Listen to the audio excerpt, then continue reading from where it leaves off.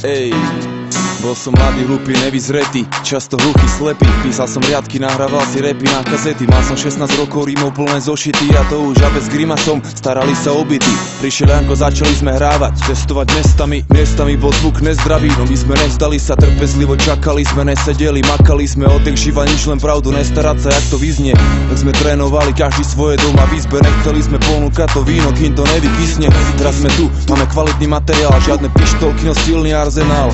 Tiež máme major deal, točíme klipy, na koncertoch bordel.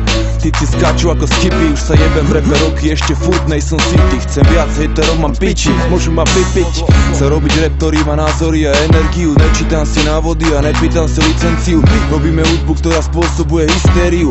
1-6, brácho, vítaj v našom impériu. Som hrdý na to, že pri sebe mám svojich ľudí, a pre každého z tej rodiny som ochotný byť hrubý. Ak sa chceš do nás ozaj obúvať, musíš byť tupý. Dávaj radšej pozor, kam vstúpiš.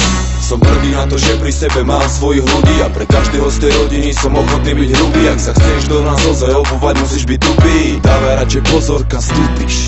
Osud nás priblížil, iba vďaka nemu sme sa stretli. Odvtedy bolo iba na nás, aby sme sa viedli. A 1-6, brácho, doteraz sme iba jedli. Šetrili sme tučné hovno, aby sme ho teraz jebli. Dlho sme čakali a spravili sme dobre. Čas ukázal, že čo nemá korene, rýchlo zomre. Zbierali sme to, čo nedostaneš za papiere. Skúsenosti, ktoré nám už nikto nezobere. Rap nerozvíja osobnosť, ale osobnosť rap. Preto pracujem na sebe, preto všímam si svet. Preto posúvam sa vpred, preto pozerám sa pred seba.